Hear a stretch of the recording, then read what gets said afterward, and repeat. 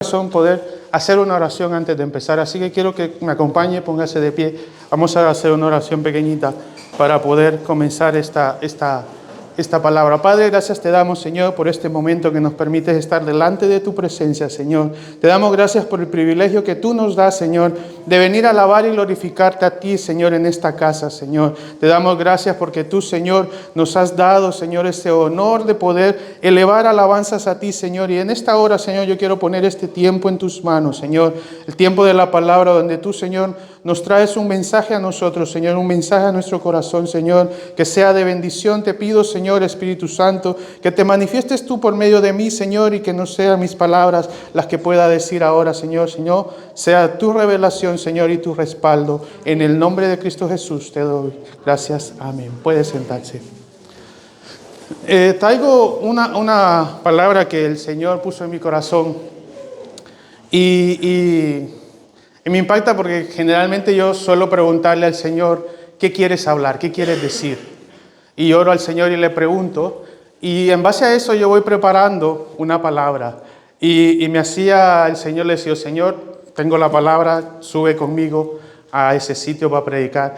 Y cuando yo entré ahí estaba hablando Yoli, vuestra pastora, y me impactó porque una vez yo pasé en la iglesia donde estaba, me tocaba dar la bienvenida. Y me acuerdo que yo llevaba un versículo, me lo había memorizado, tenía la Biblia. Y cuando me paro ahí le digo, el Señor pone en mi corazón y me dice, ¿sabes? No es ese versículo, lee otro. Y estando ahí parado les digo a las que estaban ahí, sabes que yo traía este versículo, pero el Señor me ha dicho que lea otro. Y lo leí, hice caso y lo leí, oré y comenzó el culto. A la hora de la predicación subió el predicador, era un predicador invitado, y dice, ¿saben? Yo venía y le pedí al Señor confirmación de la palabra. Y cuando yo entré, dijo, un hermano se subió ahí y leyó lo que yo iba a predicar. Y me hacía gracia porque hoy que yo entré, estaba vuestra pastora abriendo el culto.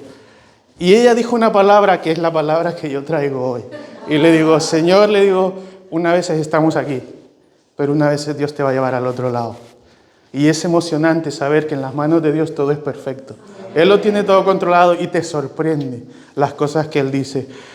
Entonces voy a comenzar esta palabra y dice, cuando uno estudia la palabra del Señor tenemos un principio muy importante en la interpretación de la palabra. Y ese principio es saber que la palabra fue escrita para nosotros y no a nosotros. ¿Qué significa esto? Dios usó personas, situaciones donde Él habló a esas personas y para que nosotros podamos ahora leer esa palabra y poder ser impactados por esa palabra, por ese ejemplo que Dios dejó en las situaciones de la palabra. Y en la carta de Primera de Pedro, ¿cuántos saben dónde está Primera de Pedro? En la Biblia, muy bien. ¿Dónde? ¿Dónde está? Tenía yo. Muy bien. ¿Delante o detrás? Para que veáis cómo son.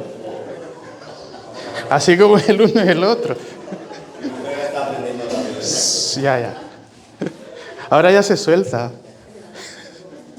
En la carta de Primera de Pedro, el apóstol Pedro le escribe a una comunidad que estaba pasando por situaciones muy difíciles. Una comunidad que estaba atravesando diferentes pruebas que nosotros también tenemos.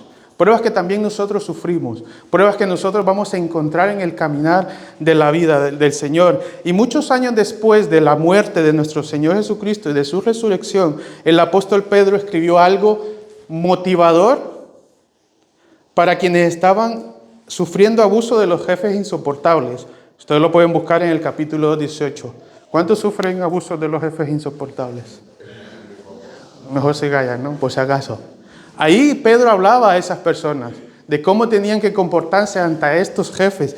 También hablaba de los abusos de los esposos desobedientes a la palabra. En el capítulo 3, ahí las hablaba, de cómo deberían comportarse.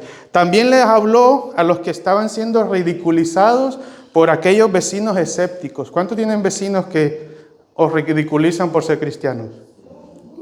Un montón, ¿no? Ahí Pedro le trata eso. También les habló de que se avecinaba una amenaza de una persecución más grande y violenta en el capítulo 4. Entonces, cuando nosotros leemos la carta de Pedro, que la podéis leer, son 5 capítulos chiquititos, dice, la pregunta que buscaba resolver el apóstol Pedro es, ¿cómo podían estas personas, estas almas, estos hermanos, en momentos de ansiedad obtener las fuerzas para poder resistir? ¿Cuántos se han preguntado eso? ¿Qué hago? ¿Cómo puedo hacer? ¿Sí? Así que esta pregunta es la que él intentaba resolver o resolvía cuando les hablaba. ¿Cómo podían las almas de estos hermanos, enfrentando todas estas situaciones difíciles, encontrar las fuerzas, encontrar las ganas de poder seguir adelante? ¿Dónde estaban puestas sus esperanzas para poder seguir adelante? ¿Qué necesitaban? Y eso es lo que a Pedro apunta cuando escribe la carta.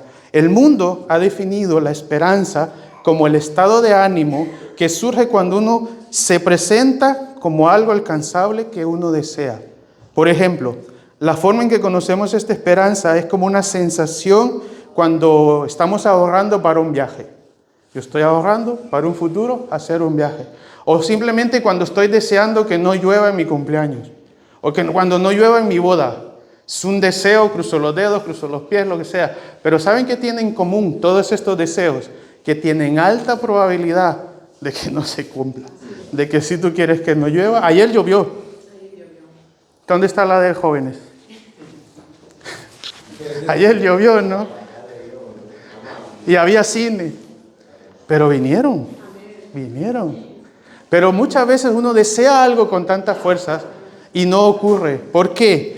Porque el mundo en que vivimos no nos ofrece una realidad segura para la esperanza que guardamos. Este mundo no está preparado, no está hecho para que nosotros tengamos esa esperanza, para poder tener esos deseos.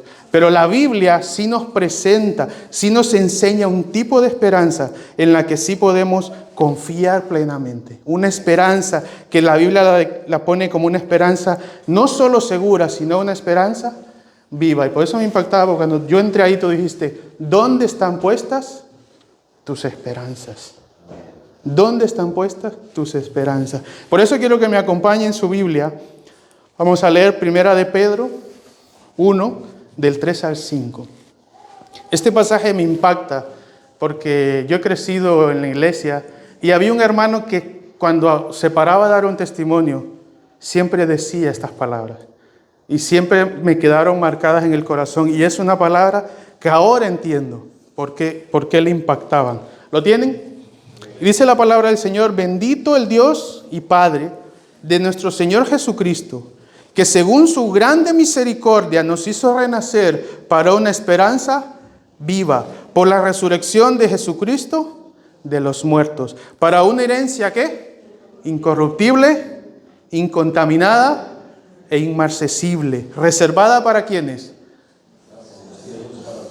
Para nosotros, reservada en los cielos para vosotros, que sois guardados por el poder de Dios mediante la fe, para alcanzar la salvación que está preparada para ser manifestada en el tiempo postrero. Y es interesante cuando usted lee la carta de Pedro, el primer capítulo, porque usted empieza leyendo el primer capítulo y se da cuenta que él no le pide obedecer algo, no le da un mandato. Lo que empieza diciendo en el primer capítulo es lo que Dios ha hecho por usted. Y si usted se fija, cuando lee en el Nuevo Testamento, nunca Dios le va a pedir a obedecer algo para ganarme el favor de Dios. Siempre Dios te pide obedecer porque Él ya hizo algo por ti. Él ya dio su vida por ti. Él ya pagó por ti. Él ya dio lo que tú tienes. Por eso es que cuando nosotros ofrendamos, ¿qué damos? ¿Lo nuestro? Damos lo que Él ya nos dio. Cuando le buscamos, dice la Biblia que Él nos buscó primero. Cuando le amamos, dice que Él nos amó primero. Entonces lo que hacemos, lo hacemos porque Él lo hizo primero. Entonces cuando yo le obedezco al Señor, no es una obediencia porque se va a enojar Dios. Le obedezco porque le amo. ¿Por qué obedecemos a nuestros padres? Porque les amamos. Si yo no obedezco a mis padres, los estoy deshonrando. Y la palabra dice, honrad a vuestros padres.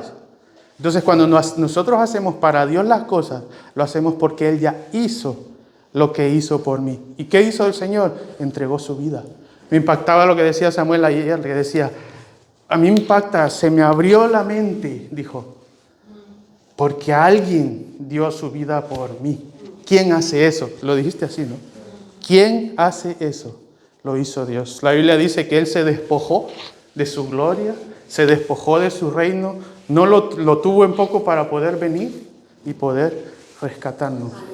Estábamos muertos en nuestros delitos y pecados. No había nada que hacer. No había nada que hacer. No podíamos pagar. Pero dice la Biblia que Él se entregó y nos dio la salvación.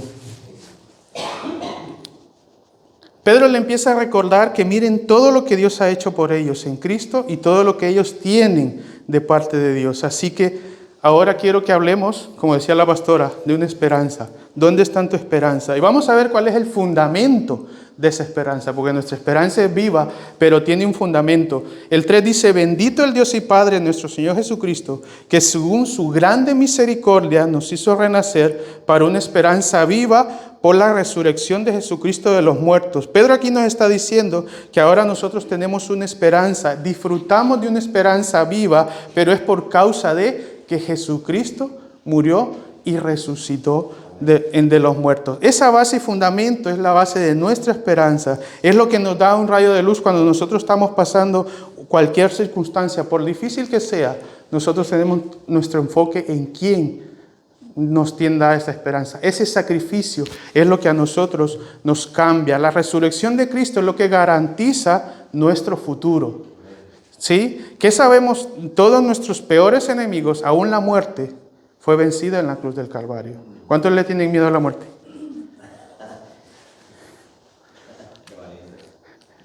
Ninguno, mira. Así que ya haz lo que sea.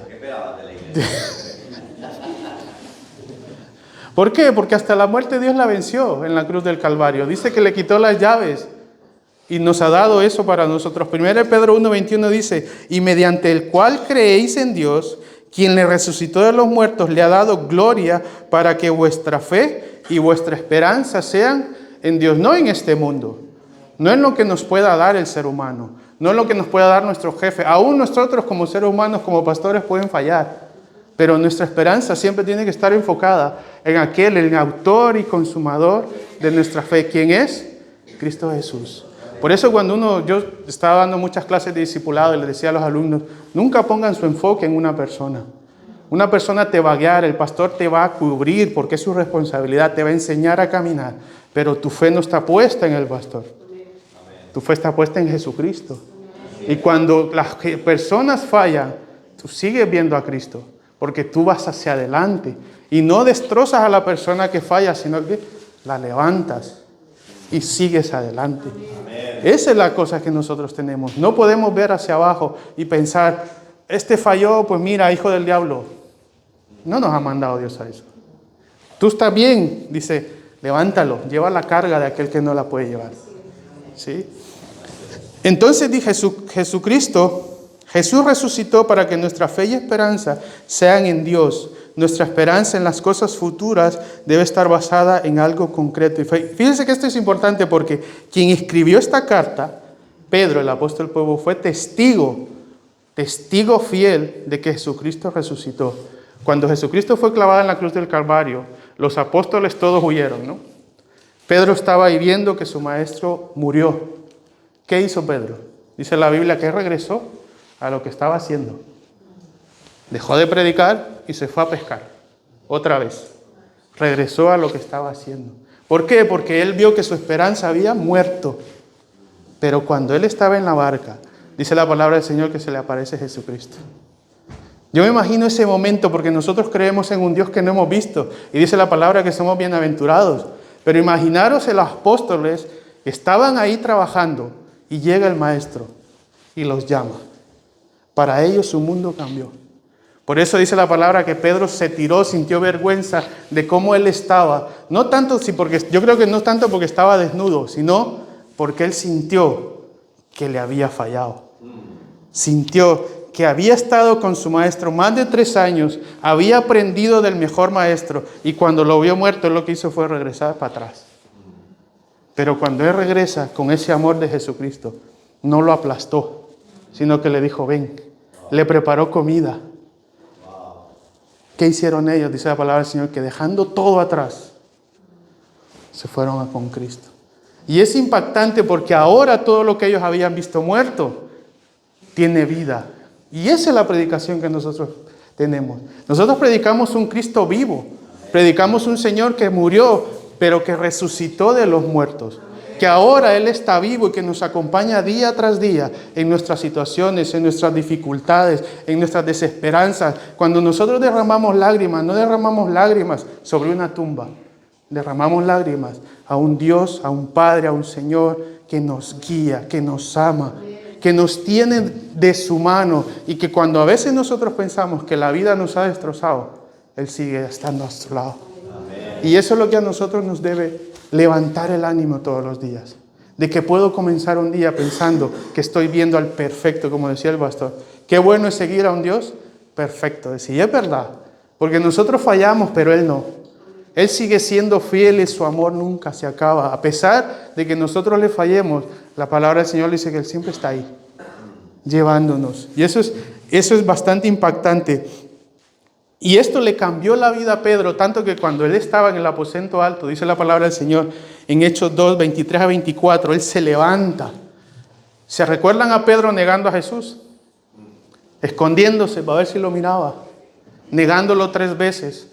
Pero él, después de ver a su Señor vivo, después de haber sido lleno del Espíritu Santo, dice que se levanta y le dice esto. A este dice, entregado por el determinado consejo y anticipado conocimiento de Dios, prendiste y matasteis por mano de los inicuos, crucificándole, al cual Dios levantó, suelto de dolores de la muerte, por cuanto era imposible que fuese retenido por ella. Y el 32 dice, a este Jesús, dice, Jesucristo, resucitó Dios, de lo cual todos nosotros somos testigos. Lo que los movía a predicar a los apóstoles era ahora que tenían un Dios vivo. No le tenían miedo a la muerte, no le tenían miedo a la cárcel, no le tenían miedo a los azotes, no le tenían miedo a nada, porque lo que los movía es que su Señor vive.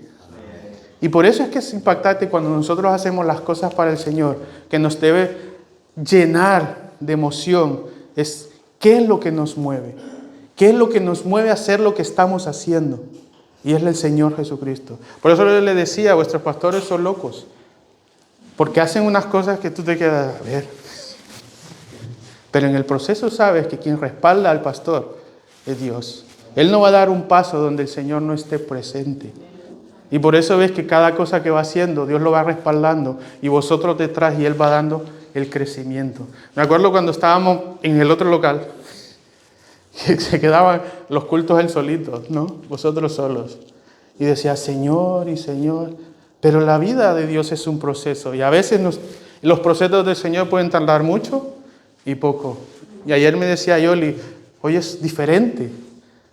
Dios me sorprende. Hoy hace cosas que yo digo, wow, antes esto no era así.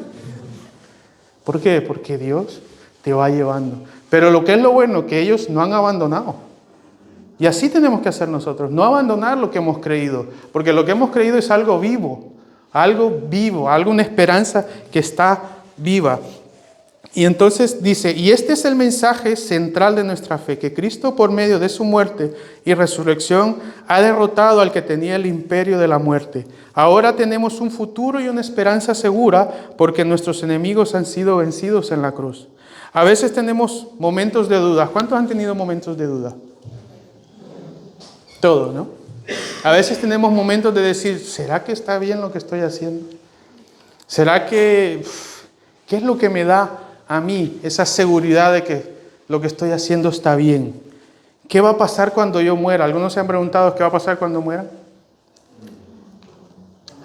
¿A dónde vamos a ir? ¿Será que de verdad hay algo después de la muerte? ¿Sí? Y eso es impactante porque la palabra del Señor nos dice que nosotros tenemos vida y vida en abundancia. ¿Por qué? Porque Cristo vive. Por eso tenemos vida. Si Jesucristo no hubiese resucitado de los muertos, nuestra fe fuera vana. Lo que hacemos aquí no tendría sentido, porque iríamos a un sitio sin razón. Pero porque Cristo murió, nos perdonó los pecados y resucitó de los muertos, nosotros tenemos vida. Y por eso nosotros tenemos que tener presente siempre que Jesucristo es nuestro blanco. ¿Sí? ¿Qué nos hace pensar que vamos a resucitar de los muertos? Jesucristo resucitó de los muertos. Y si Él resucitó, dijo que un día Él me iba a llevar con Él. Él me iba a llevar a las moradas celestiales, ¿no? Pedro también dice que nosotros hemos renacido.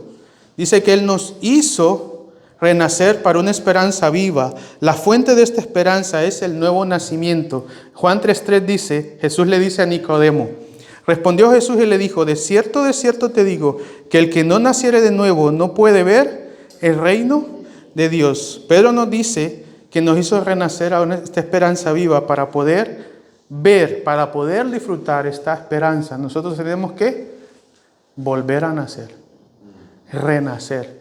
Y eso es cuando nosotros aceptamos a Jesucristo, cuando tenemos ese encuentro con Él, es que nosotros renacemos. Como decía Samuel, se me abrieron los ojos.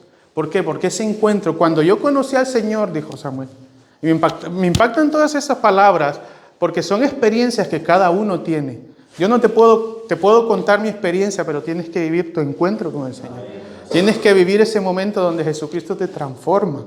Y esa transformación hace que nosotros podamos caminar. La Escritura nos enseña que lo que pasa cuando alguien se encuentra con el Evangelio de Jesucristo, hay una transformación. Hay un fruto. O sea, se nota, se mira cuando has visto que una persona ha sido transformada.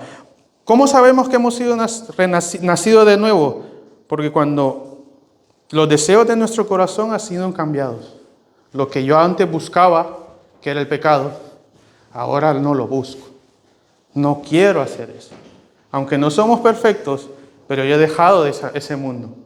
Ya no lo busco. Antes no buscaba la santidad. Ahora la busco. Antes busco al Señor. Ahora busco al Señor. Ahora busco poder tener esa intimidad con Dios. Antes nadie quería tener intimidad con Dios. Antes lo que queríamos es estar allá afuera pecando, viviendo la vida, lo que el mundo me daba. ¿Por qué? Porque éramos esclavos del pecado. Pero cuando nosotros tuvimos esa transformación, ese encuentro con nuestro Señor, nuestra esperanza, nuestra vida, todo lo que nosotros teníamos cambió, ¿sí? Porque ahora vivimos, porque Él vive en nosotros. Y la Biblia nos enseña eso, que tenemos que renacer para poder disfrutar de esa esperanza. Yo crecí en una familia cristiana. Y yo fui a la iglesia muchas veces. De hecho, a veces no me gustaba ir. Sí, a veces yo iba a la iglesia porque mis padres me obligaban. Y aunque no digo que eso estuvo mal, porque la persona que soy ahora es porque mis padres se esforzaron en llevarme. Pero yo no disfrutaba. Lo que yo no entendía, no le hallaba sentido a lo que decían. Yo acepté al Señor no sé cuántas veces. No te puedo decir ni cuál fue la buena, ni... La acepté cada vez que yo iba. Porque yo decía, Señor, si mañana viene Cristo, me quedo. Ay, ese día yo aceptaba a Dios. Pero al día siguiente ya se me iba. Ahora yo entiendo lo que es el Señor. Porque yo tuve ese encuentro con el Señor. Yo entendí cuando Él abrió mi corazón, escurgó ahí, dijo, esto está mal, transformó mi vida. Y entonces es que yo empecé a disfrutar. Pero yo iba porque jugaba con mis amiguitos. De hecho, muchas veces en la vigilia me escapaba. La iglesia donde estábamos tenía terreno y mientras todos estaban orando, todos no salíamos. Y yo decía, ¿dónde está Luis? Luego me castigaban, pasaba de rodillas mucho tiempo, castigado. Ahí me ponía mi papá. Me decía, Luis, ven, ahí. Mientras yo predico vas a estar de rodillas. Y ahí estaba, porque me había escapado para jugar. Pero cuando nosotros entendemos qué es lo que Dios ha hecho en nuestro corazón, venimos de otra forma. Mira lo que ha hecho Romón, lo que decía el pastor. ¿Quién va a una iglesia en sus vacaciones? Pero eso es lo que todos debemos hacer. Buscar al Señor donde estemos. Es tiempo de comer. Y Él viene aquí, viene a dar su adoración. ¿Qué es lo que traes tú para el Señor? Tu adoración. La alabanza, por eso es que los que están aquí te dicen, cierra los ojos, levanta la mano, te ayudan a que tú des lo mejor para Dios. Porque no venimos a adorar a cualquiera, venimos a adorar al Rey de Reyes, al Señor de Señores. ¿Y qué es lo que traes? ¿Qué es lo que traes? Tu mejor adoración es la que debes subir hasta su presencia con olor grato. Pero si tú vienes aburrido, ¿Cómo lo recibe el Señor? ¿Qué es lo que está viendo Dios? ¿Sí? Por eso debemos traer nuestra mejor adoración al Señor. La Biblia nos da el propósito, nos da el ánimo, por eso debemos estudiar la palabra del Señor. Tenéis que venir a las clases para poder entender la palabra, porque aquí es donde nosotros recibimos ánimo. Aquí es donde Dios esto es como un mapa, donde Dios nos va forjando nuestro carácter, donde Dios nos va enseñando su palabra, donde Dios nos va enseñando qué tenemos que hacer, cómo debemos caminar, y debemos estudiar porque ella es la que tiene la clave para que en momentos difíciles nosotros podamos buscar al Señor, ¿sí? Pedro le recordó que ellos habían sido elegidos para obedecer. Si usted se fija en el verso 2, me impactó porque la semana pasada yo leía este versículo y dice Pedro les decía a los hermanos que hemos sido elegidos según la presencia del Dios Padre en santificación del Espíritu para obedecer. O sea que Dios nos eligió a nosotros para que le hagamos caso, para hacer lo que Él nos ha pedido hacer.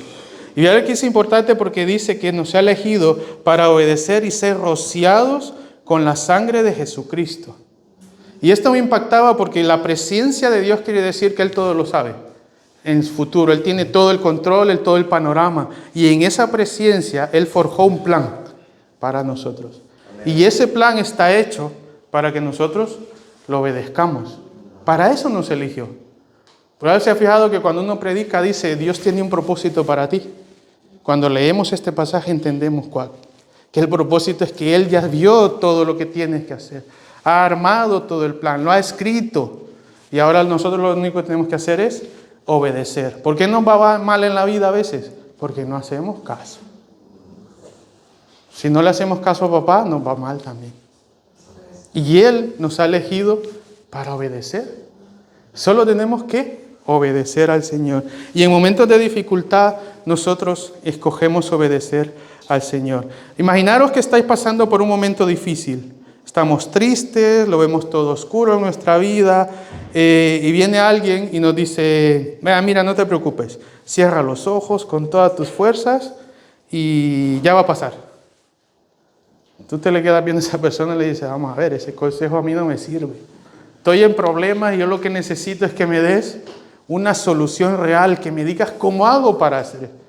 Ya está vendiendo una esperanza muerta, yo necesito una esperanza viva. En ese momento de dificultad es cuando nosotros necesitamos esa esperanza. Todo en este mundo nos puede fallar, todo. Todo en este mundo puede fallar, pero hay algo que no nos va a fallar, es la salvación que Dios nos ha dado. Esa salvación que Dios ganó para nosotros es lo que tenemos más seguro en nuestra vida. Debemos cuidarla. Debemos cuidar lo que Dios nos ha entregado. Dios, siempre hablamos de que la salvación fue gratis, pero es gratis para nosotros que la recibimos. Pero se pagó un precio muy, muy alto. Y ese precio fue la vida, la sangre de nuestro Señor Jesucristo, que Él la pagó para que nosotros podamos tener vida, y vida en abundancia, ¿sí? Todo en este mundo al final falla. Hemos nacido de nuevo a una esperanza viva, y nosotros, cuando nacemos de nuestra madre, ¿qué esfuerzo hacemos? O sea, querer salir, ¿no? Nada más. Pero el Dios nos manda a este mundo, y de la misma forma, cuando nosotros ponemos nuestra fe en Dios, fue gracias a su misericordia, fue gracias a su amor, fue gracias a lo que Él hizo, es que nosotros tenemos esta garantía de esperanza. Pedro nos dice que esta esperanza contiene varias cosas. En el 4 dice que es para una herencia incorruptible, una herencia incontaminada e inmarcesible reservada para nosotros. Como ahora somos sus hijos, también hemos recibido esos beneficios de que la herencia es incorruptible, es que no se corrompe, ¿sí? Incontaminada, que no se contamina con las cosas de este mundo. Inmarcesible, es que no se marchita, no se deteriora la herencia que Él nos ha dado. La herencia de este mundo te pueden dar una casa al lado de la playa, pero si viene mañana una tormenta, la tumba y se acabó la herencia. Pero la herencia que Dios nos da, dice que no es como la de este mundo. Y es importante porque dice que está reservada. ¿Qué significa reservado? Cuando tú pagas una reserva de algo, ¿qué quiere decir? ¿Que si llega otro la puede quitar? porque está reservada. Y Dios nos reservó esa salvación a cada uno de nosotros. Hay gente que a veces desprecia esa salvación tan grande.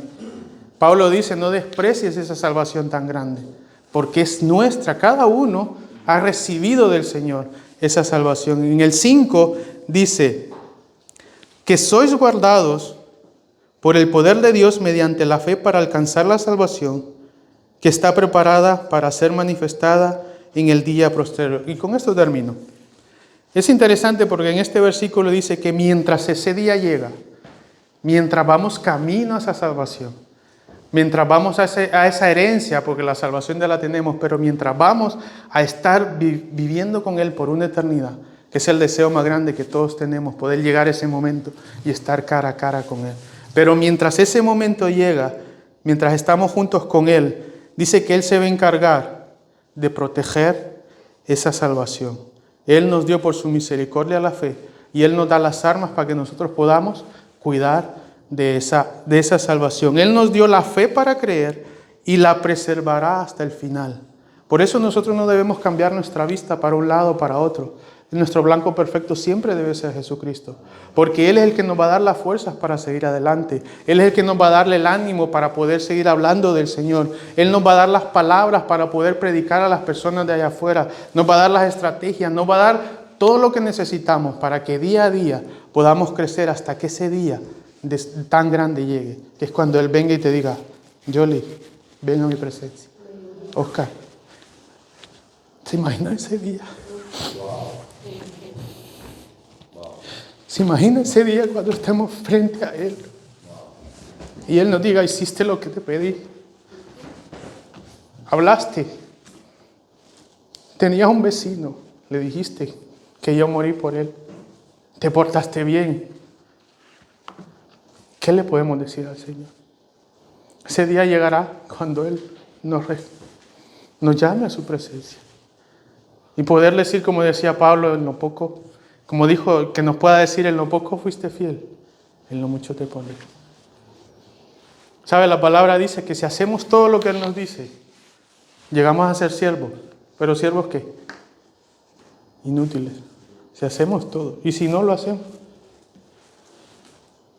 Pero qué emoción poder llegar y decirle al Señor, Señor, hice todo lo que me pediste. Hice todo porque te amo. Hice todo porque tú me diste esa salvación. Lo hice por amor. No importó que otros te criticaran, no importaba que otros te desanimaran. El ánimo lo agarramos de esa esperanza que tenemos, que es Él, porque Él nunca nos va a abandonar. Él siempre va a estar a nuestro lado. Y eso es lo que nosotros debemos llevar cada día en nuestra vida, que Jesucristo está con nosotros. Cuando el enemigo nos ponga la tentación de pecar, yo siempre le decía a mis alumnos, nunca estamos solos. Cuando hacemos algo, el Espíritu Santo está a nuestro lado. ¿Tú harías algo si el pastor está a tu lado? ¿Cometerías pecados si el pastor está a tu lado? Te está viendo así. No lo harías, ¿no? Pues el Espíritu Santo está así. Todo el rato. 24 horas no duerme. Te está viendo. ¿Por qué? Porque dice la palabra que somos templo y morada. Vive aquí. Yo soy capaz de traicionar al Señor sabiendo que Él vive aquí. Si nosotros tuviéramos presente eso todos los días, cada minuto, le aseguro que nadie hiciera nada. Pero se nos olvida que Él está viendo. Por eso es que dice que el Espíritu se contrista, porque te ve y dice, uy, lo que has dicho, uy, lo que has hecho. Pero cuando nosotros tenemos conciencia de quién es nuestro Señor, cuando tenemos conciencia de que Él está con nosotros 24 horas al día, todo el día lo adoramos, todo el día habláramos de Él, todo el día intentaríamos respetarlo, todo el día intentaríamos no ofenderlo, porque es nuestro Padre, el que dio la vida por nosotros. Ahora yo os dejo esta pregunta. ¿Qué vamos a hacer de ahora en adelante? ¿Cómo va a ser nuestra vida de ahora en adelante? Póngase de pie, vamos a orar. Padre, gracias te damos, Señor. Gracias te damos, Señor, porque en tu palabra dice que tenemos una esperanza que no es de este mundo, Señor. Una esperanza, Señor, que no es muerta, Señor. Una esperanza, una fe que está basada en un sacrificio que tú hiciste en la cruz del Calvario, Señor. Un sacrificio, Señor, que no merecíamos, Señor. Pero en tu gran amor y misericordia, Señor, tú entregaste tu vida por nosotros, Señor. Aún nosotros siendo pecadores, Señor. Siendo ahora imperfectos, Señor. Que estamos en busca, Señor, de ser santos como dice tu palabra. Porque tú eres santo, Señor. Pero en ese caminar, Señor, te damos gracias porque nuestra fe y nuestra esperanza está puesta en ti, Señor. Una esperanza que es viva porque tú vives, Señor. Una esperanza que es viva porque tú resucitaste de entre los muertos, Señor, y venciste a la muerte en la cruz del Calvario, Señor. Te damos gracias, Señor, porque por medio de ese sacrificio, Señor, ahora estamos aquí, Señor, dándote alabanza, adoración, gloria, Señor, a ti, para que podamos caminar cada día, Señor, hasta que llegue ese día donde tú vengas a por nosotros, Señor, ese día donde tú nos llames a tu presencia, Señor, y podamos estar delante de ti, Señor. Te damos gracias y te pedimos que nos des fortaleza, Señor, nos des ánimo, Señor, para seguir adelante. Y cuando el enemigo, Señor, venga a desanimarnos, a querer tumbarnos, Señor, nuestra mirada nunca la apartemos de ti, Señor. Que esa mirada que hemos puesto en ti, Padre Celestial, es la que nos levante, Señor, y nos volvamos a levantar aún de cuando estemos caídos, Señor. Que podamos renacer de nuevo, Señor, para poder seguir alabando, glorificando tu nombre, Señor. Ayúdanos, Señor, en medio de las dificultades, en medio de las pruebas, Señor, a poder seguir adelante, Señor. Tu palabra dice que no, que van a haber pruebas, Señor, que no es que se van a quitar, Señor, porque las pruebas tienen que venir para que podamos ser probados, Señor, para que podamos crecer en ti, Señor. Pero en medio de esa prueba, Señor, sabemos que tú estás con nosotros, Señor, y te damos la honra y la gloria, Señor, porque tú nos estás forjando, nos estás moldeando, Señor, a ese varón que tú quieres, a esa mujer que tú quieres, Señor, para que te pueda servir. Tu palabra dice que hemos sido escogidos para obedecerte, Señor, y te damos gracias por el privilegio de tener, Señor, de poder seguirte, Señor, y obedecer tu palabra, Señor. Gracias, Padre bendito, por tu misericordia y por tu amor. Amén.